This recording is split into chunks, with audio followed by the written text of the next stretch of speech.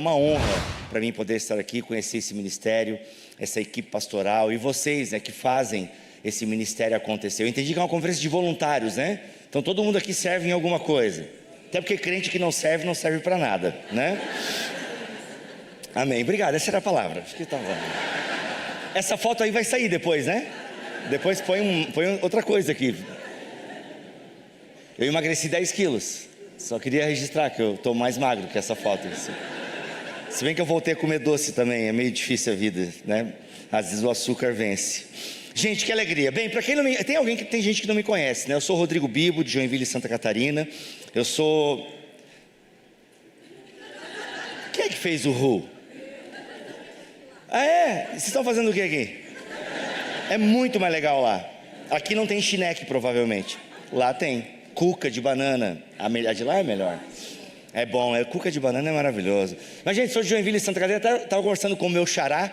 Já descobri que ele tem mais de 40 pelo nome, Rodrigo, né? É Rodrigo, Rogério, Ricardo. É essa galera aí da 80, 81, 82, 83, né? Não se fazem mais Rodrigos, Rogérios, Ricardos, né? E estava comentando com ele que para mim seria muito bom poder morar em São Paulo, né? Muita coisa acontece aqui, o meu ministério online, a minha editora é aqui, os eventos. Só que eu amo Joinville e a minha sogra está viva, então... Eu não sei porque que as pessoas dão risada nessa parte. É que, gente, justamente por ela ser uma bênção na nossa vida, que eu não saio de lá. Se ela fosse uma pedra de tropeço, eu já estaria aqui há muito tempo. Mas sem som, e ainda teria desculpa para dar para minha mulher: querida, a gente precisa ir para São Paulo, porque olha, o que paga os boletos dessa casa está lá.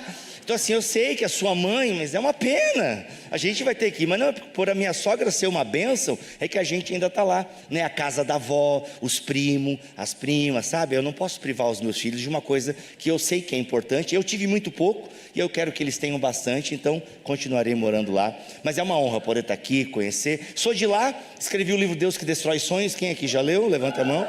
Olha aí, 4 pessoas. E o Como Se Tornar um Cristão Inútil? Aí, ó, 3, obrigado, muito obrigado. Gente, é isso, tá? E tem um podcast também de Bíblia e Teologia na internet. E desde 2003 a gente está também na itinerância. E é muito bom poder servir o reino de Deus. Mas o pastor na oração falou uma coisa muito legal, né? É o famoso quem vê corre. Como é que é esse ditado? Quem vê corre não vê close? Como é que é? Quem vê close não vê corre. Mas é a ideia da fotografia, né? É um preço muito alto, né, que as famílias pagam. Eu até brinquei com o pastor que quando eu viajo, né, eu viajo tanto que a minha esposa, ela aciona o protocolo mãe solteira. Não é muito legal isso, mas enfim, foi o protocolo que ela deu, né? Porque ela faz um monte de coisa com as crianças quando eu não estou lá, porque eu sou muito mais caseiro. E a minha filha é muito parecida comigo. E daí, quando eu estou lá, é filme, a gente sai para comer bem, a gente joga Mario Kart. Aí quando eu não estou, até acampar ela vai com as crianças. Eu falo: mas como assim acampar? Não, a gente está aqui, tem estrutura, está tudo bem. E as crianças fazendo fogueira com marshmallow. Eu falei: nossa, mano, como é que consegue, como é que tem energia para isso, né? Aí quando eu estou em casa, minha filha: pai, a gente não vai sair, né? Não, filha, aqui agora vai ser churrasco e televisão, e a gente vai dormir a tarde inteira e vai ser tudo certo, né? Mas glória a Deus, porque ela encara as coisas, ela vai e faz, e eu fico muito feliz, e é uma bênção na nossa vida, e a gente é muito feliz vivendo esse ministério, porque ela está aqui também de alguma forma. Eu não poderia estar aqui se eu não tivesse a tranquilidade de que ela está lá, a minha sogra estivesse lá também, não é, viu? Uma grande rede de apoio. Gente, glória a Deus pelos voluntários. Eu costumo dizer que uma igreja sem voluntários, ela não tem vida, ela não acontece. E nós precisamos realmente olhar para os voluntários e olhar para as pessoas que fazem a igreja acontecer, principalmente porque se tem uma ideia muito equivocada na igreja, e essa ideia equivocada vem desde a igreja romana, passa pela reforma de alguma forma e permanece na igreja evangélica alguns equívocos que às vezes a gente acaba perpetuando, e esses equívocos eles são perigosos, que é a ideia de uma classe espiritual, uma classe superior espiritual, a ideia de que clérigos são superiores aos leigos. Essa ideia de clérigos e leigos, a gente no movimento evangélico não utiliza tanto essa nomenclatura, clérigos e leigos, mas muitas vezes nós, na forma que agimos, nós acabamos diferenciando quem é pastor, missionário e de quem cuida da porta, quem serve o café, quem entrega água, quem dirige, faz a liturgia do culto. Parece que quem sobe aqui na plataforma tem um óleo diferenciado. No meu caso é só oleosidade mesmo, tá? Parece que quem sobe aqui tem uma unção dobrada. Quem sobe aqui é mais espiritual. De fato deveria, né? Quem sobe, quem prega, quem lidera uma igreja, deve ter muitos cuidados com a sua espiritualidade. Mas não é exclusivo de quem sobe aqui. E a gente muitas vezes faz uma diferença de quem está aqui e quem está aí. Ao ponto de que quem está aí almeja estar aqui. Porque entende que fazer algo para Deus é estar aqui. E às vezes, de forma inconsciente, nós vamos alimentando esse tipo de coisa. Por exemplo, a gente chega, eu errei, eu fiquei muito emocionado, eu errei o início da minha mensagem, mas eu ia perguntar, se bem que aqui é muito voluntário, mas às vezes quando a gente vai pregar e a gente conversa, ou a gente está conversando com as pessoas em grupos pequenos e tal, e eu lembro que eu estava num grupo pequeno, a igreja que eu servi até ano passado tinha muito forte a ideia de grupos pequenos. E a gente estava lá em quase 30 homens. Aliás, um grupo pequeno de 30 homens já é quase uma célula terrorista. Já é muita gente, tipo assim, é muita gente, isso aqui está perigoso. Separa isso aí, muita gente junta já. Muita gente, esse líder está ficando muito forte, separa. Como é que vocês se sentem? Vocês gostariam de fazer alguma coisa para Deus? E aí uma galera começou a falar assim: eu queria fazer mais para Deus, eu queria me preparar para ser um homem de Deus e tal. E eles iam falando, né, uns 4 falaram, mas aí eu comecei a olhar, aquele cara ali, ele cuida do estacionamento. Aí eu comecei, mas esse cara aqui, eu já vi ele servindo a ceia. Aí eu comecei, pelo menos uns 3 ali eu reconheci que eles faziam. Mas na cabeça deles, o fazer uma coisa para Deus, é eles de alguma forma estarem aqui, no púlpito. Então parece que quem prega e quem canta faz alguma coisa para Deus, quem cuida do estacionamento não. E aí e tem uns outros 2 que falaram que de fato não serviam na comunidade. E eles estavam assim muito angustiados, percebia uma certa angústia no rosto deles, porque eles queriam fazer alguma coisa para Deus, e eles realmente assim, eu não faço nada para Deus. E aí eu tomei a palavra, e eu comecei a explicar algumas coisas, que não existe classe espiritual, e que fazer alguma coisa para Deus não significa necessariamente ter um cargo na igreja. E aí eu comecei a perguntar o que cada um deles fazia. Não, eu sou dentista, que cuida de dente mesmo. Eu sou dentista e tal. Eu falei assim, então olha só, você é um dentista. Por que você acha que ser um bom dentista não é fazer algo para Deus? Você é casado? Sou. Você procura cuidar da sua família, dentro das responsabilidades que você tem? Procuro. Isso é fazer algo para Deus. Martinho Lutero vai dizer que trocar uma fralda é tão espiritual quanto fazer uma missa. Trazendo para a nossa realidade, ser um bom dentista, ser uma boa médica, é tão espiritual quanto ajudar o culto a acontecer, a quanto cantar. Aliás, a banda muito animada aqui, olha, fazia tempo que eu não sentia esse punch, né? Mano, eu falei assim, olha, e olha que eu fui num show recentemente e falei, olha, tá nível Imagine Dragons isso aqui, né? Aí, assim, sabe, é como se fosse, sabe, tipo, ser um bom dentista, ser um bom profissional, que chega no horário, que faz as coisas sem o chefe pedir, proativo, isso de alguma forma precisa entrar na nossa cabeça, que é glorificar o nome de Deus, porque as pessoas sabem que você é crente. A partir do momento que você é um bom cidadão, um bom empregado, um bom chefe, isso glorifica o nome de Deus, porque eles sabem que você é crente. Então quando você dá um bom testemunho nas coisas simples da vida, no ordinário, o nome de Deus é glorificado, e isso é fazer algo para Deus. Agora é claro, gente, vamos lá, um parêntese bem grande aqui. Eu não quis, com essa minha fala naquele grupo pequeno, desestimular as pessoas a fazerem alguma coisa na igreja.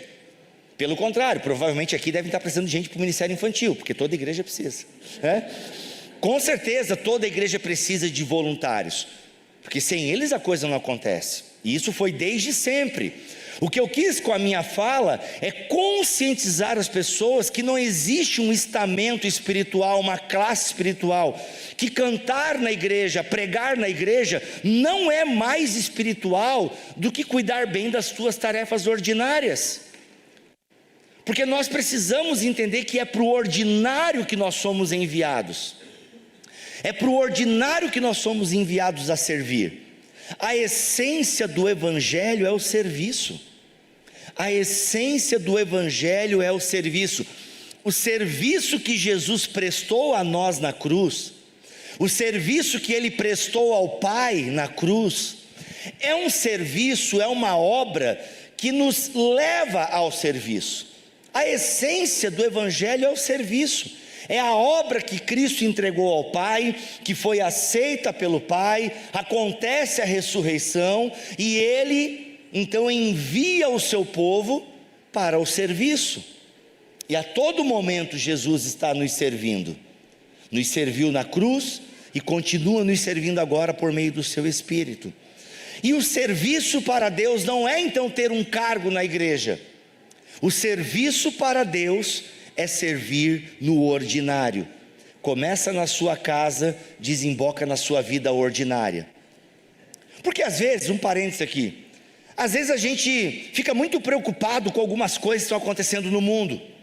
Olha a besta, a marca, olha aqui, tal, olha esse desenho, esse filme, demônio, diabo.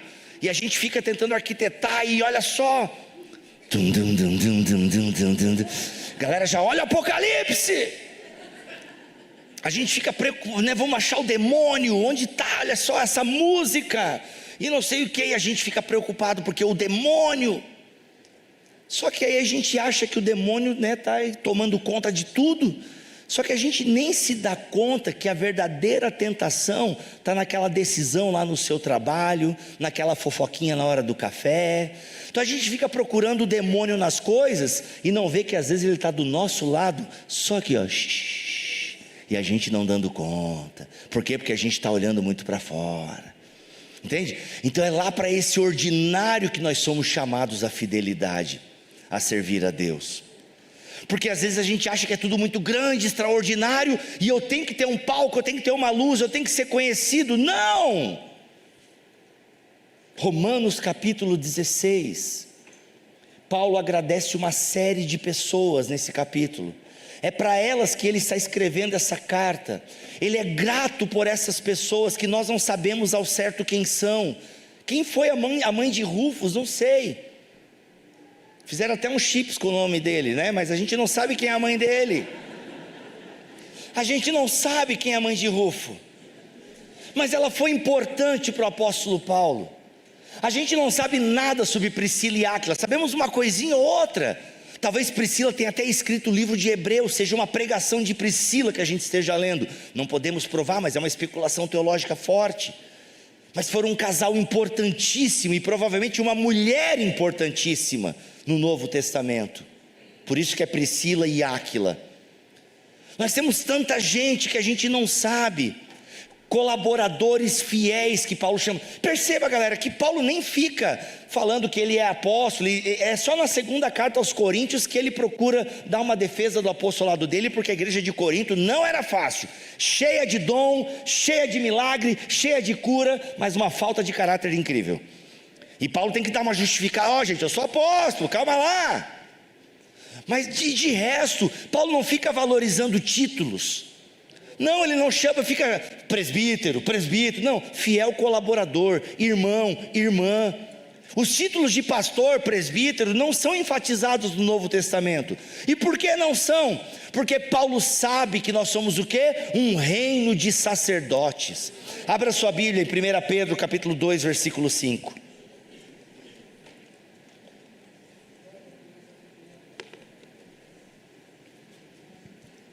1 Pedro capítulo 2, versículo 5.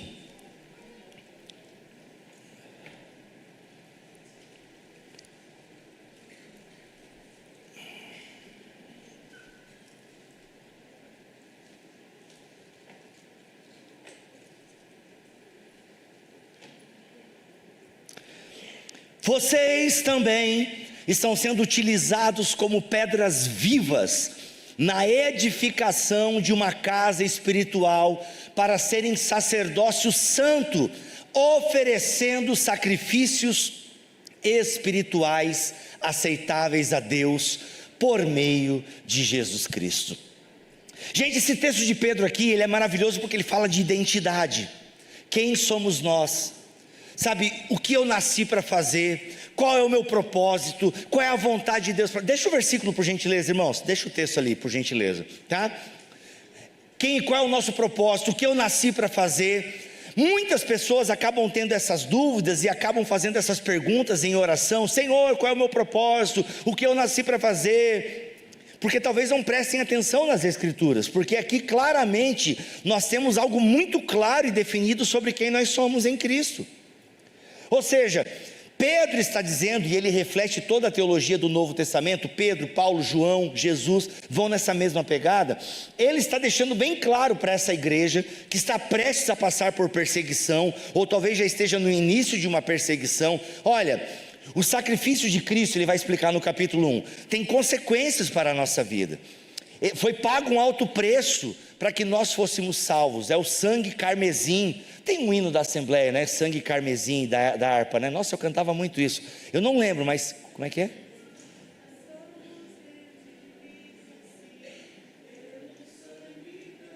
Olha aí, eu não lembro, mas eu sabia que tinha sangue carmesim no hino da harpa, viu? Eu fui 14 anos da Assembleia, tô ligado, né? Mas eu não sou da área da música, então eu não lembro, que não sei cantar, até porque ainda bem que eu não canto, né? Ou seja, Pedro está dizendo que tem um preço, foi pago um alto preço, foi o sangue derramado, o sangue de Cristo. E o que o Cristo fez na cruz tem consequências para a nossa vida prática e diária. E ele está dizendo o seguinte: olha, vocês sabem que Deus não habita em templos feitos por mãos humanas. Deus não habita aqui, Deus não está em cima desse palco. Sabe, onde Deus habita? Agora está muito claro que Deus habita no meio do seu povo. Está muito claro, o próprio Cristo fala que esse templo vai ser destruído e reconstruído em 3 dias, e ele não está falando do templo de Jerusalém, ele está falando do seu próprio corpo. Por quê? Porque agora ele é a presença de Deus no meio do seu povo, e isso é maravilhoso, porque como é que era antigamente, na antiga aliança? Era o tabernáculo no primeiro momento, depois o templo, tinha os sacerdotes, ou seja, tinha que ser da tribo de Levi, descendente de Arão, todo um sistema religioso. E o que vai acontecendo com o tempo? A galera vai prendendo Deus dentro do templo, a galera vai o quê? Engessando Deus dentro da religiosidade, e aí vai se criando um monte de regra, um monte de lei, e a gente vai prender Deus aqui dentro do templo. Acontece que o templo acaba virando o quê? Um covil de salteadores. E alguns vão dizer o seguinte, que na verdade a galera usava o templo para conspirar, conspirações políticas, como é que nós vamos tirar Roma do poder, sabe, umas revoluções, e estavam roubando os pobres. Então aquele lugar que era para ser um encontro com Deus, era um encontro com o diabo, era um encontro com pessoas más, era um lugar onde se oprimia o pobre, se oprimia a viúva. Era um lugar que não tinha mais nada a ver com o Deus de Israel, ao ponto que Jesus, ele profetiza para a figueira. E aí a gente olha esse texto, né? Você já parou para pensar? Jesus está lá andando, começa a profetizar para a árvore, mano. Será que era insolação? O que está acontecendo? Na época não tinha Greenpeace. E aí o que acontece? Aí o pessoal fica, mano, o que Jesus fala? Mas é importante como é que Marcos constrói a narrativa, porque ele coloca essa profecia contra a figueira antes da purificação do templo.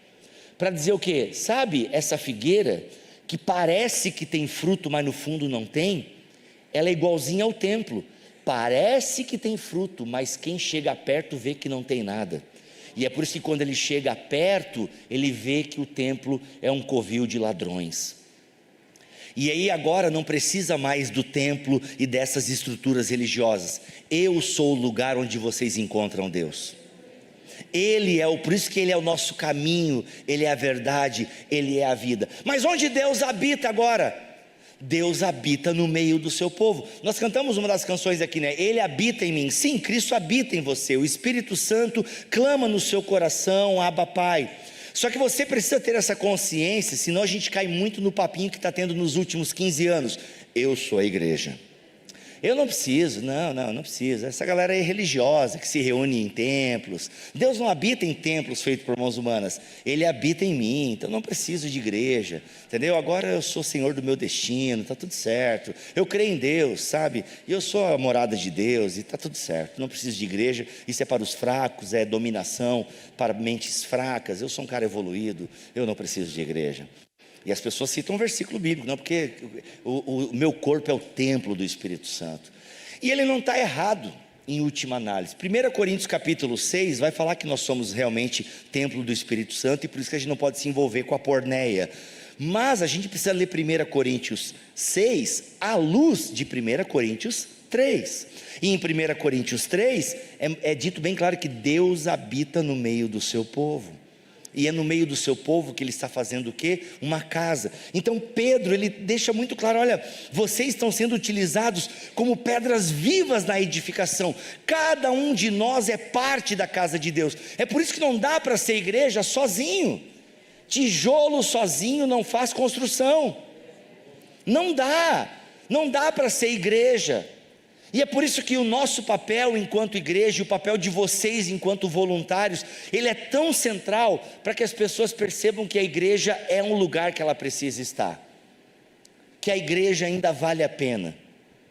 Muitas pessoas são feridas na igreja, muitas pessoas são abusadas na igreja, os mais diferentes abusos.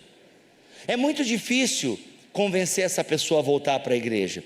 Só que sempre que isso cai para mim, em algum momento eu falo assim, olha, eu lamento pela tua experiência, mas isso não representa a totalidade da igreja de Jesus.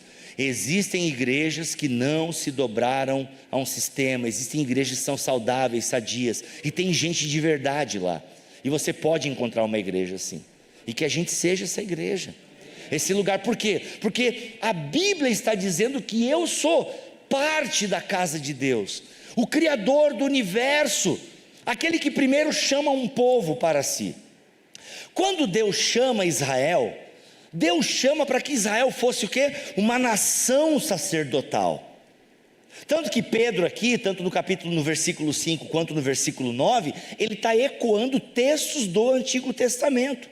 Ou seja, palavras que eram para Israel, foram proferidas para Israel: vocês são a nação santa, vocês são meu povo escolhido, vocês são a menina dos meus olhos, vocês são um reino de sacerdotes. Mas Israel acabou se fechando em si mesma, tanto que a história de Jonas ilustra um pouquinho todo Israel. A história de Jonas, você pode ler ela, troca Jonas por Israel. É como se Israel fosse Jonas. A gente não quer pregar para os outros, não, que queimem no inferno, ainda que não tivesse o conceito de inferno no Antigo Testamento da forma que tem no Novo, mas sabe, eu não quero. Como é que tu vai ter misericórdia com esse povo assassino, truculento? Não. A história de Jonas, ela serve como um lembrete para Israel: olha, vocês tinham que pregar para as outras nações e vocês não estão fazendo isso.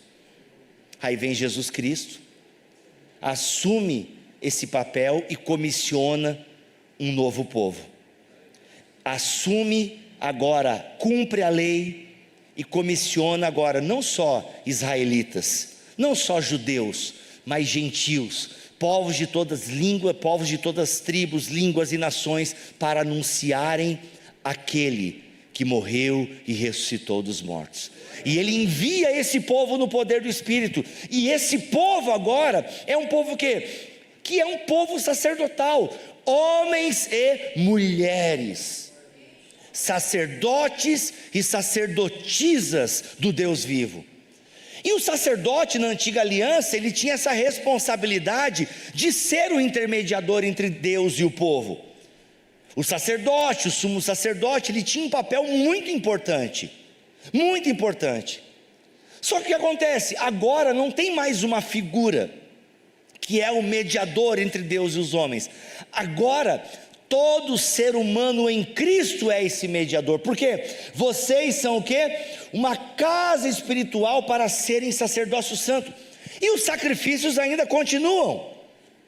Como assim? Bem, agora graças a Deus a gente não precisa matar animais, a gente não precisa fazer sacrifício, a gente não precisa do templo, nada disso mais importa, porque o nosso templo é Deus, é Jesus Cristo, que mora em nós, nessa casa espiritual. E nós agora, todos nós que temos o Espírito, todos que têm o Espírito, agora são responsáveis uns pelos outros.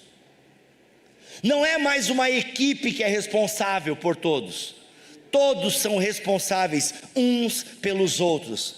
Paulo vai falar aos Gálatas no capítulo 6, no versículo 2: levem as cargas uns dos outros, e assim vocês cumprirão a lei de Cristo.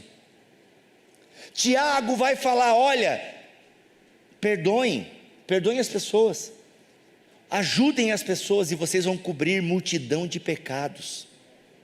Tiago, o Novo Testamento inteiro vai usar uma palavra chamada alelon, que significa uns aos outros. Essa palavra está mais de 100 vezes no Novo Testamento. Uns aos outros, o sentido de tudo que fazemos para Deus é por causa do outro. O amor não existe se não houver o outro. O mandamento bíblico não é para eu me amar, como muita gente entende. Não, você precisa se amar primeiro para poder amar os outros. Você precisa se amar. A gente não precisa de um mandamento para se amar. O pecado já deturpa o nosso amor próprio.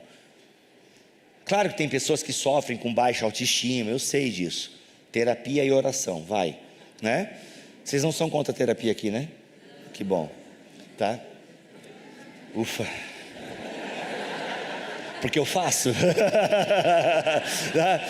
Então assim, vai resolver tua autoestima com terapia e muita oração, tá? Mas a maioria de nós é egoísta, entendeu? Já se acha demais e se ama demais. O mandamento bíblico não é para você se amar, o mandamento bíblico é para você amar o próximo, como você já se ama, entende? Claro que você vai se cuidar, você vai se preservar. Eu começo a ir na academia agora, porque eu amo a minha esposa e amo meus filhos. Odeio, igual ele falou que acordou para correr, nossa, que inveja. Ah, porque eu acordei para correr, nossa. Acordei para correr. Eu acordei e corri para o café do hotel, irmão, entendeu? O cara acordou para correr. Nossa, então faz o quê? E até a postura dele, né? Eu já sou corcunda, né? Mas tá certo, ele está certo, ele ama mais ainda, né?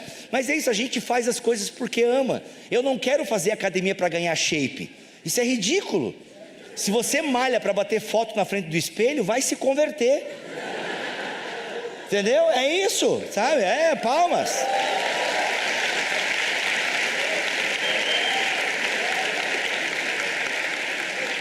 Você vai fazer academia porque você quer ser um velho funcional, não é?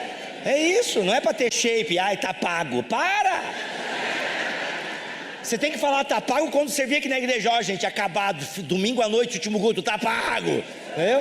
Agora a academia faz aí para ti, tá tudo bem, só fica saudável, entende? Acordei de manhã para correr. Isso é inveja, tu sabe, né? Purinha, né? Mas o que está acontecendo, irmãos? É isso, a gente faz pelo outro, não é por nós. A vida cristã é para o outro, é uns aos outros. E a ideia agora é que nós somos o quê? Uma casa espiritual, um sacerdócio santo. Perceba, a questão moral, ela está presente aqui. É uma nação santa, é um sacerdócio santo. Só que a gente não pode achar que é uma ideia de perfeição moral. Calma que eu vou explicar para não criar confusão. Nós muitas vezes entendemos a santidade como moralidade. A gente entende santidade como uma pessoa perfeita, ilibada, em quem não há erro, tá? Olha só. Isso não é santidade na Bíblia. Santidade na Bíblia é alguém que sabe que é separado para um povo que serve a Deus. E que sim, que segue rituais de purificação, como tem no Antigo Testamento. O ritual de purificação do Novo Testamento agora, qual que é? É confessar os pecados uns aos outros, e assim vocês serão curados. Não é uma perfeição, não, mas é uma consciência de que está lutando para ser o quê? Igual a Cristo. Ser igual a Cristo não é ser perfeito, só Ele é perfeito. Mas perfeição na Bíblia é maturidade. É você saber qual é a finalidade da sua vida.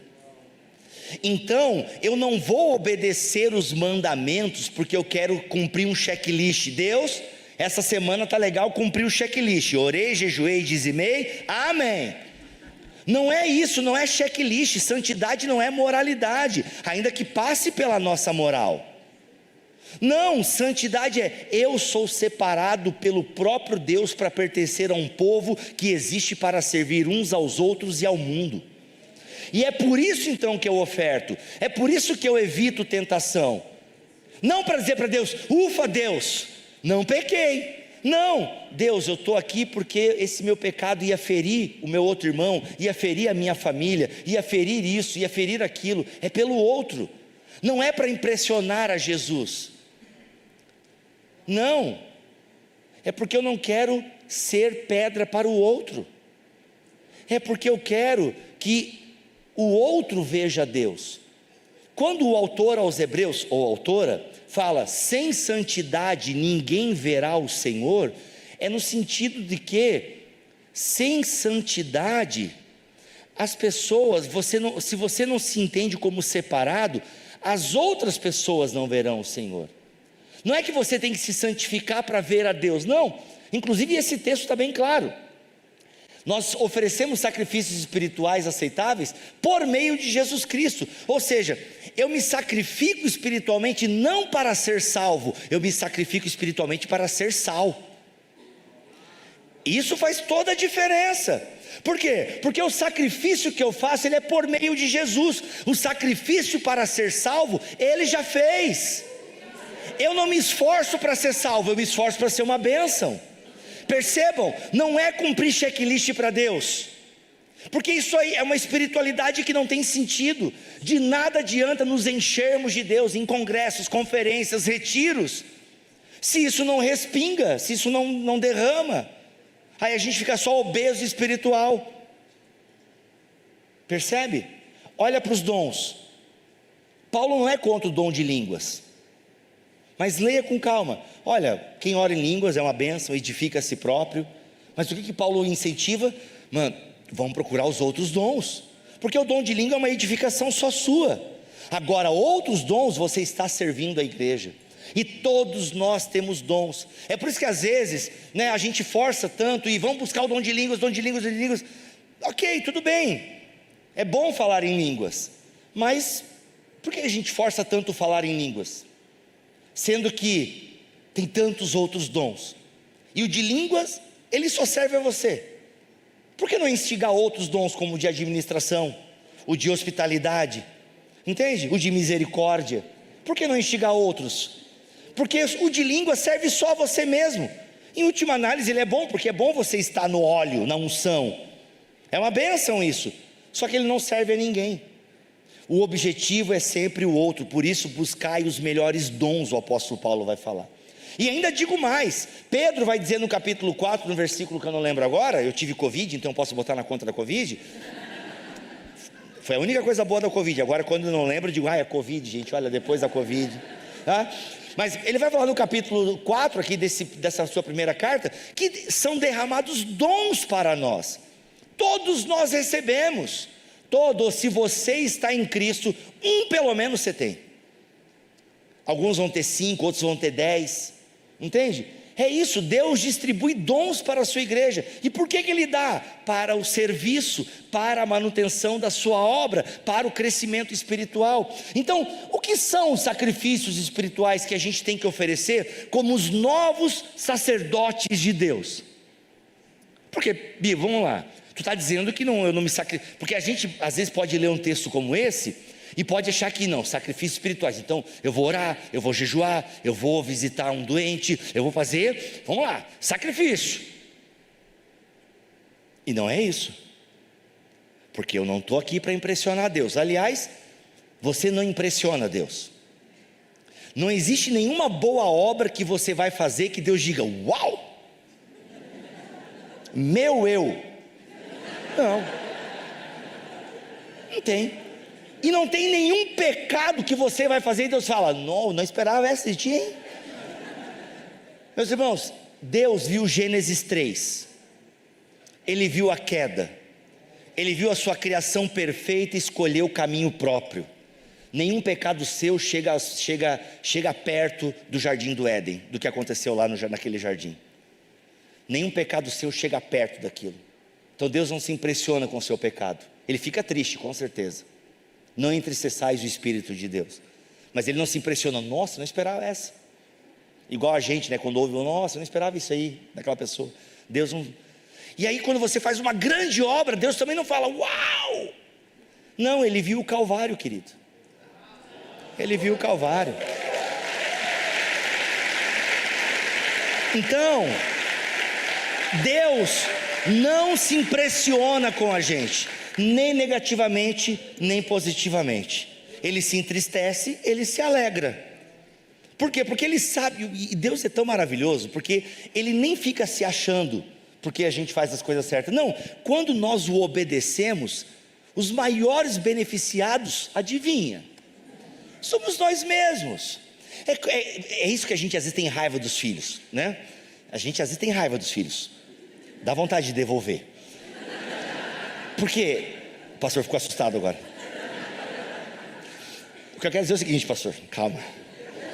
É porque a gente manda eles obedecer a gente.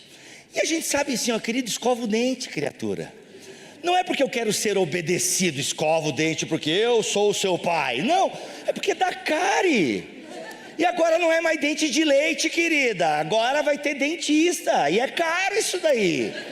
Entendeu? Então assim, quando a minha filha escova o dente de forma voluntária, nossa, é tão legal isso. Nossa, ela foi, tu já escovou o dente, Milena? Ela, já. Xanda, tu falou? Não, não falei nada. Nossa, parabéns, filha. Não fez mais que a sua obrigação. É porque a gente hoje em dia tem que honrar as coisas, né? O básico, né? Nossa, parabéns, chegou no horário. Oi? Não é? É isso, é essa mentalidade. A gente precisa entender isso, que a gente não vai impressionar Deus. E a gente obedece a Deus porque no fundo é bom para nós enquanto povo dele. Não porque ele quer ter o ego inflado. Nossa, eu sou um Deus que as pessoas obedecem. Não.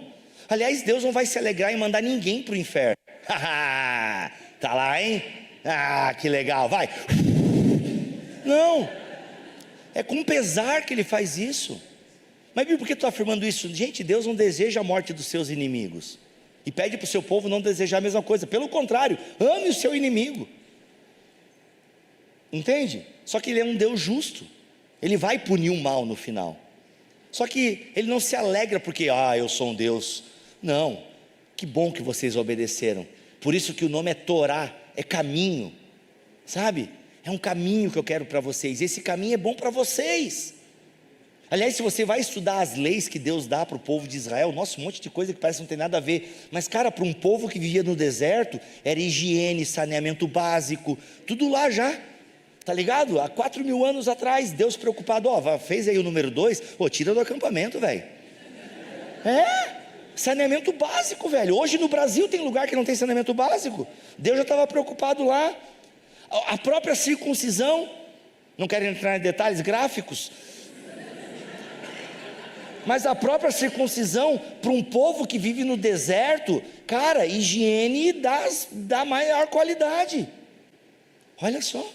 Deus, tu acha que é uma loucura, mas não, é Deus preocupado com o povo. A própria dieta da alimentação, que graças a Deus para nós não precisa mais, né? Cristo cumpriu a lei, eu posso comer bacon, mas a próxima, entendeu? Tinha cuidados alimentares, não tinha a mesma higienização que tem hoje. Cuidados, preservação. Então obedecer a Deus não é Deus que ganha, é nós que ganhamos. E ganhamos vida. Sabe? Isso é maravilhoso. Então, quais são então, Bíblia, esses sacrifícios espirituais? Se não é para eu ficar fazendo as coisinhas certinhas, para fazer moral com Deus, o que são esses sacrifícios espirituais? É o serviço ao outro. Isso é espiritual. Sacrifício espiritual é quando você serve alguém em nome de Jesus. É por isso que Jesus vai falar para algumas pessoas: não, olha, quando você foi na prisão, quando você me deu água, aí você fez essas coisas para mim. Porque alguns vão dizer: Senhor, mas quando que a gente fez essas coisas para ti? Quando vocês serviram o próximo. Percebam como é uns aos outros. Percebam como isso é espiritual. Você que fica na recepção dos cultos é tão importante quanto alguém que vem aqui e prega a palavra. É tão importante quanto. Quem descasca a batata no retiro e quem prega e quem faz louvor é tão espiritual quanto. E a gente precisa reconhecer a graça e a espiritualidade que é nessas coisas. Esses são os sacrifícios espirituais que nós, como casa de Deus, fazemos. Ou seja, nós temos um compromisso com a santidade, nós lutamos contra o pecado. Às vezes a gente perde, às vezes a gente ganha. Por isso que eu preciso dos meus irmãos, eu preciso dos meus amigos. Gente, eu tenho um grupo de 7 amigos que a gente tem que se encontrar todo mês. Senta lá, abre o coração, dá risada. Tem semana que um está melhor, tem mês que um está precisando mais, outro está precisando menos. A gente vai revezando, né? É o café com lágrimas, né? A gente vai revezando. Mas sabe o que é o mais legal? A gente está junto, a gente estamos together. O pastor gosta de um inglês, já percebi, né? Então assim, a gente está junto. A gente está junto e a gente precisa. E digo mais, vocês que lideram coisas na igreja precisam muito, porque às vezes se torna uma questão meio solitária liderar na igreja. Porque o pessoal gosta de botar esse rótulo na gente: o homem de Deus, a mulher de Deus. E aí é como se a gente fosse imune a falhas, como se a gente fosse imune a carinho, a momento de fraqueza. Não, a gente precisa. O índice de suicídio entre pastores é altíssimo, porque são pessoas que têm medo de confessar os seus pecados, porque não querem ser julgados. Quem não confessa pecado, não sobrevive, porque é impossível uma máscara segurar tanto tempo uma vida em pecado. Quem não confessa pecado não sobrevive.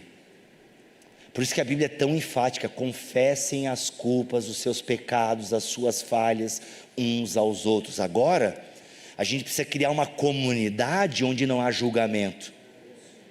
Cara, eu vou encerrar contando uma história, que não tem, eu vou fugir um pouco do tema, mas está tudo bem, porque tem a ver com isso que eu estou falando agora. Mas uma vez eu fui pregar numa igreja, e eu falei sobre salvação pela graça. Falei um pouco sobre essa salvação que nos alcança sem mérito algum, só o mérito de Cristo. Veio um senhor falar comigo, já devia ter mais de 70 anos, e esse senhor veio chorando porque agora ele se sentia salvo. E eu falei: mas por quê? Ele: não, porque agora eu entendi que todo o pecado que eu cometi, e eu preciso te contar esse pecado, pastor, eu preciso te contar, porque eu acho que para completar essa minha cura, eu preciso contar para alguém. Aí ele me contou o que ele fez quando era jovem, morava no sítio, e ouviu a vida inteira determinadas coisas e tal, e ele nunca se sentia perdoado, porque ele tinha vergonha de contar o pecado dele, porque ele não sentia um ambiente seguro para contar a sua fraqueza. E ele me contou, e foi muito bonito ver um senhor que já está há 30 anos na igreja, se sentir perdoado por Deus, sabe? Só que é triste que precisou vir um pregador de fora, um cara que eu não sei a história dele, eu nunca sentei na mesa com ele, e isso é triste, que na igreja dele ele não encontrou um ambiente seguro para abrir o coração dele, porque tinha medo de ser julgado por causa do pecado que ele cometeu. A gente precisa ser esse ambiente seguro. Por mais que existam equipes pastorais aqui, eles não dão conta de pastorear todo mundo. Cada um de nós precisa ter a consciência de que é um sacerdote, uma sacerdotisa de Cristo. Cada um de nós precisamos ter essa consciência de que sim, eu sou responsável pelo meu irmão, não é responsável da liderança do GP. Essa galera que apareceu aqui, maravilhoso, muita gente bonita, alguns meio parecido comigo, entendeu? Uma galera maravilhosa, mas eles não dão conta também. Se você não se entender como um sacerdote, uma sacerdotisa de Deus, não dá conta de atender todo mundo. Você precisa ser esse lugar onde as pessoas se sentem confortáveis em abrir o coração delas, sem saberem que vão ser julgadas pelo pecado delas. Nós precisamos ser esse lugar. O grande problema de Caim é que ele quis matar o irmão dele, ele matou o irmão dele, ele não cuidou do irmão dele. Mas Deus continua fazendo a mesma pergunta para nós: onde está o teu irmão? Que resposta nós estamos dando para Deus? Onde está o teu irmão? Eu não sei, eu não cuido de ninguém, eu mal cuido de mim mesmo. Nós precisamos mudar essa resposta a essa pergunta de Deus: onde está o seu irmão? Ele está aqui do meu lado e eu estou cuidando dele.